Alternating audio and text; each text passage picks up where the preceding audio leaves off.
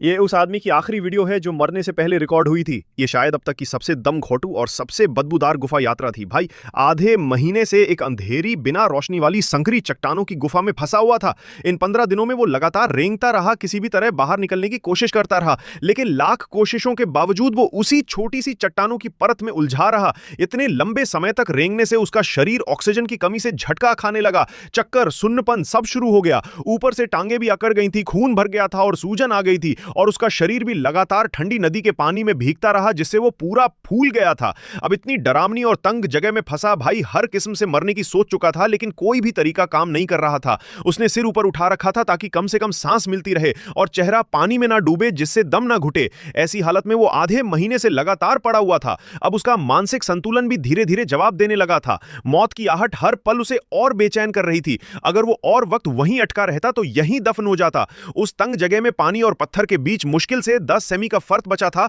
इतने में तो करवट लेना भी नामुमकिन था। हम लोग अगर वहां होते तो शायद कुछ घंटों में ही पागल हो जाते। डरे सहमे भाई को लगा कि अगर किसी तरह इस चट्टानों की परत को पार कर ले तो शायद फिर से जिंदगी मिलेगी।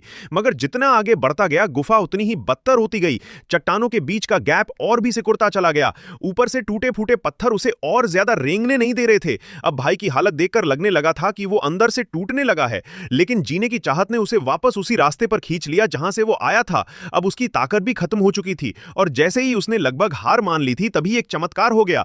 वो जब पीछे लौट रहा था, अचानक उसे एक बड़ी सी चट्टान की दरार दिखी और जैसे जैसे वो उसमें घुसा अंदर का रास्ता खुलता चला गया। कुछ घंटे रेंगने के बाद उसे अपने किसी साथी की आवाज सुनाई थी। ये आवाज सुनते ही वो फूट फूट कर रो पड़ा। उसे उम्मीद की एक झलक मिल गई थी। साथी की आवाज